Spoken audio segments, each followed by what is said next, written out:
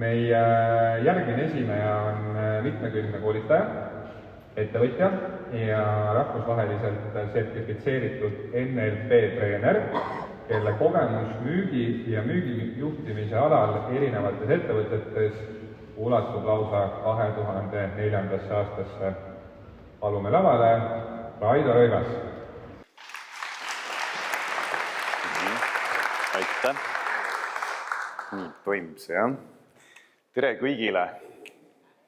Kujutage ette, et pärast seda konverentsi lähete restorani ja tellite prae, maksate arve ja siis lihtsalt jätate 50 eurot lauale.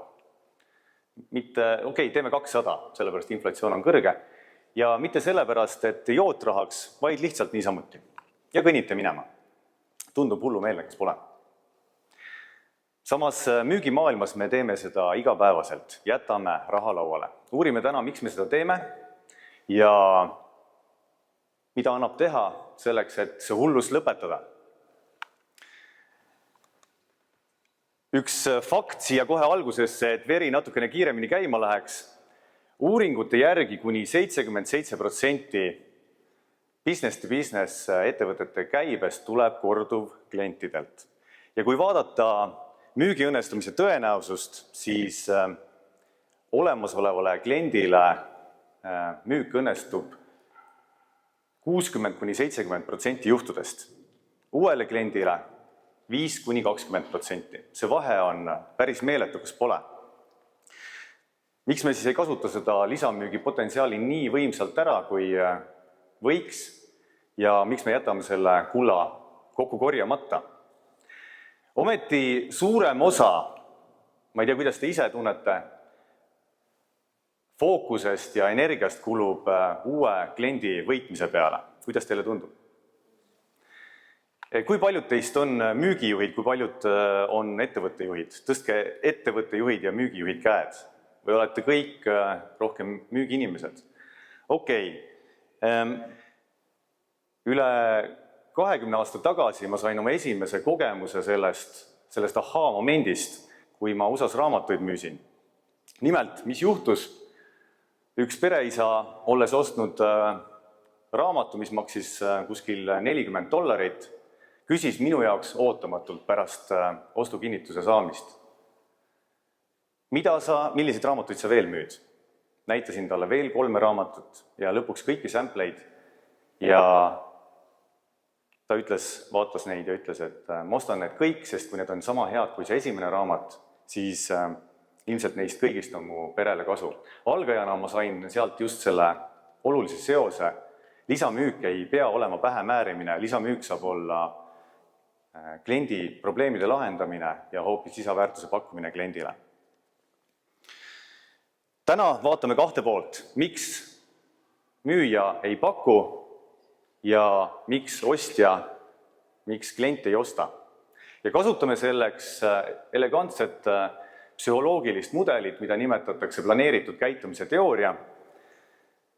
See teooria aitab mõista käitumise taga olevaid hoiakuid, norme ja uskumusi ja annan teile ka mõned praktilised võtted, mida saate kohe kasutama hakata. Ehk siis tegutseme ja ärgem jätkem enam raha lauale. Planeeritud käitumise teooria ütleb, et meie käitumiskavatsuse ja käitumise enda taga meid mõjutavad meie isiklikud hoiakud, kindlasti subjektiivsed normid, aga ka tajutud käitumiskontroll. Ja mis see täpsemalt tähendab, vaatame siis praktiliselt lähemalt. Esiteks, müügiinimese hoiak lisamüügi suhtes. Vaadake ise, kuidas te tunnete, kui sulle tundub lisamüük tüütu kliendi pommitamine, siis ilmselt sa seda ei tee või sinu tiimis inimesed samamoodi mitte. Ja vastupidi, kui sa tunned, et lisamüük on kliendile väärtuse pakkumine, siis sa teed seda. Lihtne matemaatika, hoiak võrdub tegevus. Teiseks, tiimi kultuur ja normid. Ükskõik millises tiimis me oleme, me kogu aeg jälgime teisi, jälgime oma juhte ja kui lisamüügist ei räägita koosolekul, kui seda ei mõõdeta või siis kui seda ei tee teised kolleegid, siis tekib selline vaikiv norm, meil siin ei suruta midagi peale. Ja lisamüük jääb ära. Lisamüük on prioriteetide küsimus, mis saab alguse juhtkonnast. Organisatsiooni kultuur ja juhtide eeskuju on väga suure tähtsusega. Kolmandaks, tajutud kontroll. Kas ma oskan, kas ma julgen, kui müügiinimene tunneb enda sees, et tal ei ole piisavalt häid teadmisi või kui ta tunneb, et tal ei ole häid vastuseid, siis ta lihtsalt põikleb sellest lisamüügist kõrvale. Ja mis siin kaasa aitab? Ilmselt sellise pädevuse ja enesekindluse kasvatamine koolituste, paremate lisamaterjalide, samuti julgustamisega, see kõik aitab kaasa, sest ebakindlus, seesama tajutud kontrolli puudus on väga suur takistus. Et kas tehakse seda lisamüüki või siis ei tehta? Kui raha on ikka laual ja ei ole ära korjatud kliendilt, siis ilmselt on ka hirm suhte rikkumise ees. Me justkui võtame seda kliendi suhet nagu habrast klaasi. Pakume midagi juurde ja kardame, et äkki kukub puruks. Samas, kas see üldse tegelikult on niimoodi? Ilmselt mitte. Professionaalne klient tegelikult soovibki oma partnerilt saada lisateadmisi, lisaideid. Ja viiendaks probleemiks on ebaõiged stiimulid ja boonused ja ootused, kui kogu tähelepanu ja kiitus ja boonused lähevad meeskonnas uuele müügile, on ilmselge ja loogiline, et tiim keskendub sellele, olemasolev klient jääb tahaplaanile, proaktiivset müüki ei sünni ja konkurent astub ukse vahelt sisse. Ehk siis müügiinimene ei jäta mitte paha pärast seda lisamüüki tegemata, vaid ikkagi organisatsiooniliste ja psühholoogiliste probleemide, barjääride tõttu ja see on nüüd juhi ülesanne, et need barjäärid eemaldada. Aga keerame selle mündi korraks teistpidi ja vaatame planeeritud käitumise teooriat kliendi vaatest. Oletame, et meie müügiinimene on tõesti suurepärane. Ta tegi selle pakkumise. Miks siis klient ei osta? Mis kliendi peast toimub? Esiteks, jällegi hoiak, klient kaalub, kas lisakulu on väärt seda, mis ta soetab või hoopis mitte. Business to business klient suure tõenäosusega on kogenud ja ratsionaalne, aga ka skeptiline. Talle on vaja seda ahaa-momenti, see on tõesti mulle vajalik. Teiseks, organisatsiooni normid ja protsessid. Business to business klient ei osta ilmselt üksinda, ta ei tee seda otsust üksinda, seal taga on eelarve, igasugused kirjutamata reeglid ja lõppotsustajad samamoodi. Ehk siis ta võib isegi tahta seda osta, aga ülemus ütleb, pole selle aasta eelarves, vaatame järgmine aasta uuesti. Kolmandaks, kui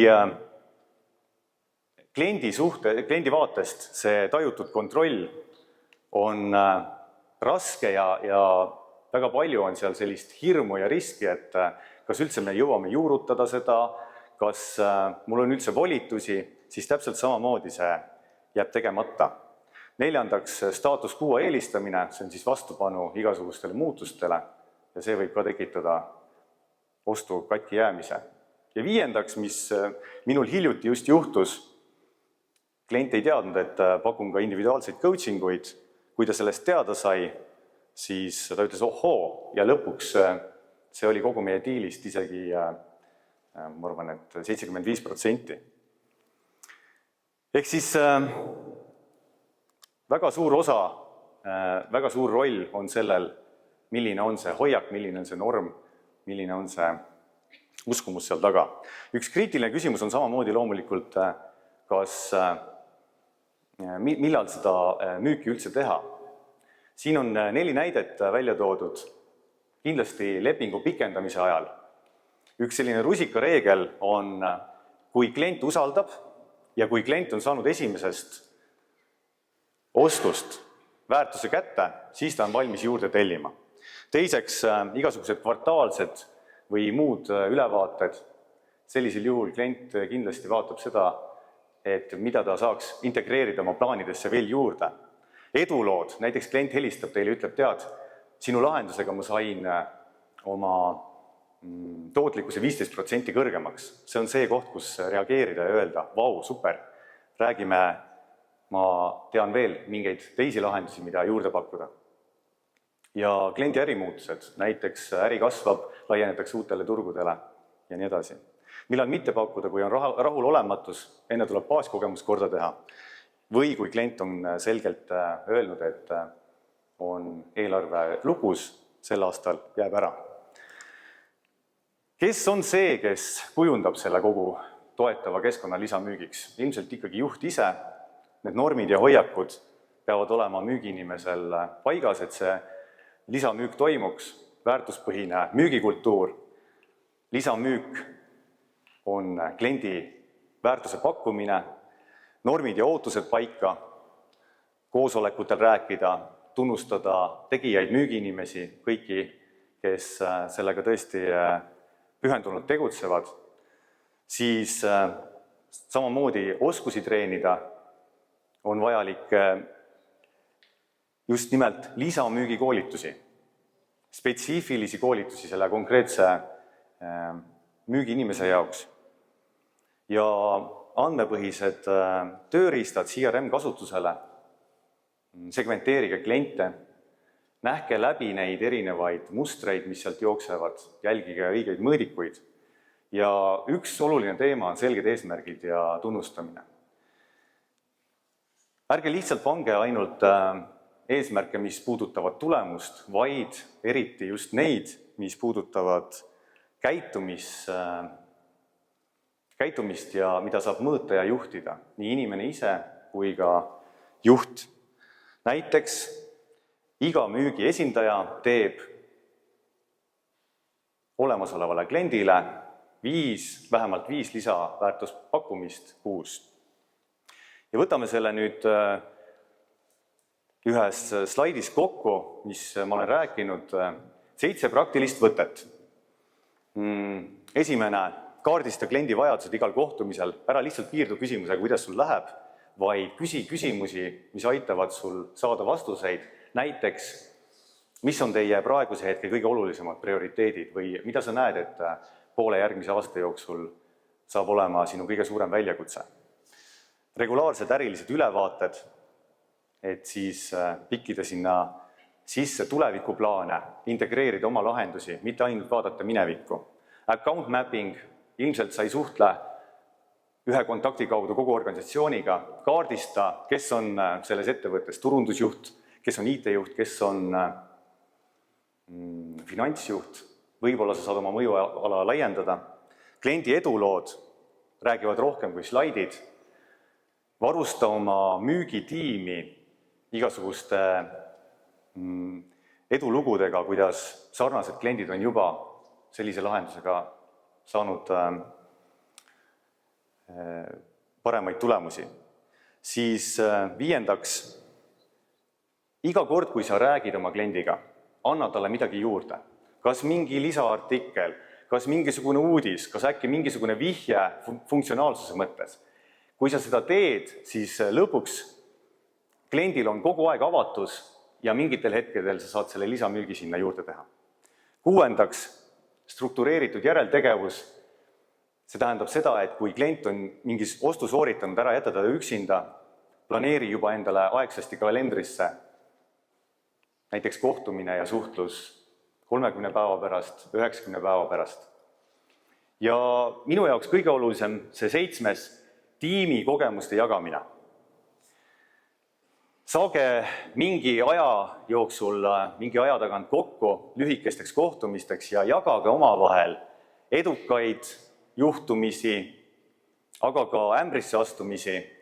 Ehk siis tehke sellist copy with pride'i mentaliteedis parimate võtete ülevõtmist. Jalgratas on ammu leiutatud, nagu siin eelnev kõneleja rääkis, kui need inimesed seal kaubanduskeskustes, keda ma ka igapäevaselt koolitan, juba oskavad seda small talk'i, siis õppige nendelt, minge ja rääkige nendega, saage see small talk sealt kätte. Tõmbame otsad kokku, raha on laual, see on ilmselge, et küsimus ei ole selles, kas ta on seal või mitte, küsimus on selles, kas sina ja sinu meeskond korjate selle sealt kokku või mitte. Ja lisamüük ei ole tüütamine. Lisamüük ei ole arve, järgmine rida arvel. Lisamüük võib olla kingitus, lisamüük on võimalus öelda kliendile, ma hoolin sinu ärist ja ma tahan sulle head, et sa õnnestuksid. Samal ajal lisamüük on kohe kindlasti muutus müügi inimese käitumises, mis ei juhtu iseenesest, mis tähendab seda, et sina juhina saad toetada hoiakute, normide ja tajutava käitumiskontrolli paremaks muutumist selleks, et lõpuks see müük tuleks. Inimfaktori puhul on oluline välja tuua näiteks soorituspsühholoogia. Edu müügis ei ole tehniline küsimus, see on kindlasti ka psüühiline küsimus. Müügi tulemus on sarnane nagu spordis, kui sa lähed platsile, on oluline, et sa oleksid keskendunud, et sa oleksid motiveeritud ja loomulikult, et sa annaksid enda parima. Ma kuulasin hiljuti Aave Hannust, kes on spordi- ja soorituspsühholoog, ja ta ütles, et olümpiamängu võidud tulevad tohutus ärevuses. Teate miks? Sellepärast, et fookus on päris tihti tulemusel, mitte sooritusel. Parim, mida sa saad teha ise ja samamoodi anda oma müügiinimestele edasi, on hoida fookus sooritusel oma hetke parima andmisel, mitte tulemusel. Kui sa teed oma hetke parima, rohkem sa anda ei saa ja siis juba sünnibki see parim tulemus. Ma esitan ka ühe väljakutse, mõelge ühele kliendile, kellega teil juba on väga hea suhe. Ja küsige endalt, mida ma saan talle lisaks pakkuda järgmisel nädalal, mis muudaks tema elu paremaks või tulemused kasvaksid. Ja pane see endale kirja, et kes see klient on ja mis see pakkumine, see lisaväärtus on. Ja siis tee see ka ära, et ära jäta lihtsalt järgmisse aastasse või järgmisse kuusse. Selliselt see käibki.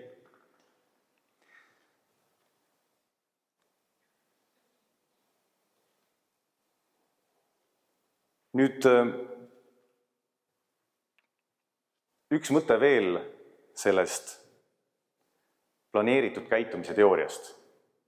Kui kavatsus ise on tugev ja selle sa saad tugevaks teha, siis käitumine järgneb suure tõenäosusega. Ma usun ja tunnen, et teil kavatsuse moment on olemas ja usun siiralt, et te viite selle, mis te kavatsete ka ellu. Seega, miks me jätame raha lauale? Enam ei peaks jätma. Ma soovin teile edu ja inspiratsiooni oma tiimide arendamises ja aitäh teile!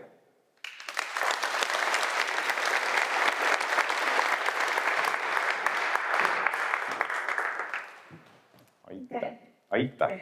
Aitäh! Nii, enne kui lähme su teema küsimuste juurde, peame ühe asja selgeks tegema. Kust on päris äge outfit? Kas see oli ka küsimuste hulgas? See ongi väga populaarne küsimus. No suurepärane, aitäh! Selle kinkis mulle minu elukaaslane Maria. Ma olen talle väga tänulik, et see, näete, aitäh sulle! Nurga taga Maria, kes need inimesed olid, siis Maria lapõõn. Super! no nii, oled valmis? Olen valmis, ma olin täna väga närvis. Kus sa? Jaa, nii on. Tead, aga päevad ei ole vennad. Ei ole. Ma sain sellest ise aru, aga ma vähemalt olen ehe, nii on. Täna on selline päev. Olen, jah. Nagu me kõik siin saalis. Kõik me lähme närvi vahel. No nii, küsimused siis. Aga miks siis tihti ettevõtete juhid hindavad ainult uut klienti? Uute kliendi eest tulemustasud, uute klientide eest tulemustasud on kõrgemad. Kas ei ole siis ettevõtete juhtide viga? Ma arvan, et see on ka põhjus, miks Aira mind siia kutsus sellest rääkima. Et lihtsalt ei mõelda selle peale, kui suur potentsiaal lisamüügis peidus on. Ja selle asemel, et näha meeletut vaeva ja värvata uus klient, keda on 7 korda raskem värvata, lihtsalt veel rohkem teha follow-up'e ja veel rohkem suhelda olemasoleva kliendiga ja teha see suhe veel paremaks. Absoluutselt saab. Jaa, et võib-olla ei olegi see viga, võib-olla ei nähta seda potentsiaali ja võib-olla seda on kasu. Jaa, ja päris tihti jäetakse kusjuures olemasoleva kliendi müük ju klienditeenindusele, nii et ma imestan ka seda, miks mitte. Las müügiinimesed teevad seda, kes on sellega rohkem tegelenud. See on väga huvitav, jah. Mis on teemad, millega igas järgmises kontaktis lisaväärtust anda on, eriti olemasoleva kliendi puhul? See sõltub väga kliendist, see on nagu small talki küsimus juba, et ma kõigepealt vaatan, kes sina oled ja mis mul sinuga räägitud on ja mille suhtes sul huvi on, sest huvi on sisemine drive. Ja see, mille suhtes meil huvi on, selle nimel me oleme valmis panustama. Ehk siis ma olen avatud sellele, kui meil on, ehk siis, et kui mul on sinuga suhtlus ja sina oled see klient, nii-öelda kliendi esindaja, siis mina uurin, kes sa inimesena oled ja mida sa ise väärtustad selles. Sellepärast, et sina kannad selle, sa oled minu agent selles ettevõttes, sina kannad selle minu idee edasi sinna ja müüd seda ise maha. Ehk siis, et mina olen sinu õpetaja, kes õpetab sind maha müüma enda ülemustele. Davai, teeme ära. Jaa. Ma ei tea, mida veel, aga mõtleme siis välja. Mida on meil õppida USA raamatumüügist? Mida sina veel õppisid? Üks asi, mis sa ju välja tõid, oli see, et müük ei pea olema selline, et see võibki olla kingitus ja see ei pea olema lisasuurutud, vaid ta võib olla lisaväärtuseks. No, ilmselt seal õpib väga palju, kui ma vaatan tagasi nüüd soorituspsühholoogia valguses, aga kohe kindlasti järjepidevus, see, et sa püüad leida selle voo üles, millest Tiina ka rääkis, et sa ei tee seda rutiinselt, sest sa ei saa seda rutiinselt teha, kogu aeg juhtub midagi, kogu aeg on uus inimene. Kui müük muutub rutiinseks, siis tuleb tõesti vaadata otsa, et kuidas ma saan ise ka kujundada seda selliseks värviliseks. Et ma arvan, see oli oluline ja kindlasti small talki me õppisime seal, seesama, mis oli siis müügi atmosfääri loomine. Seda ma kuulsin ise ka esimest korda 2004. aastal, mõtlesin, mis imelugu see veel on. Et ühesõnaga, seal on palju. Ma ei oska nagu välja tuua, et üks või teine. Kindlasti emotsioonide juhtimine, motiveerimine, eneseusk. Näiteks nagu spordis räägitakse, meile räägiti seal visualiseerimisest, sisekõnest või siis igasugustest rutiinidest enne sooritust. See kõik oli seal sees. Ma olen suure tänuga siiamaani meenutamas kõiki neid erinevaid nõkse. Need on hiljem igalt poolt läbi käinud. Ja ma kuulen, kui suur tänu tunnesin. Absoluutselt. Ja, tol korral ma vihkasin seda, kui ma seal olin, see oli õudne lihtsalt. Võib-olla peaks kõik müügiinimesed või premeerima siis parimaid müügiinimesi sellega, et saadame nad raamatuid müüma USA-sse. Äkki võiksime olla teada. Jah, 20 aasta pärast nad saavad sellest nagu võib-olla aru, et kui hea see oli, on ju. Aga aitäh, päris inimene, Raadio Olva. Aitäh teile. Ahah, suurepärane. Nii.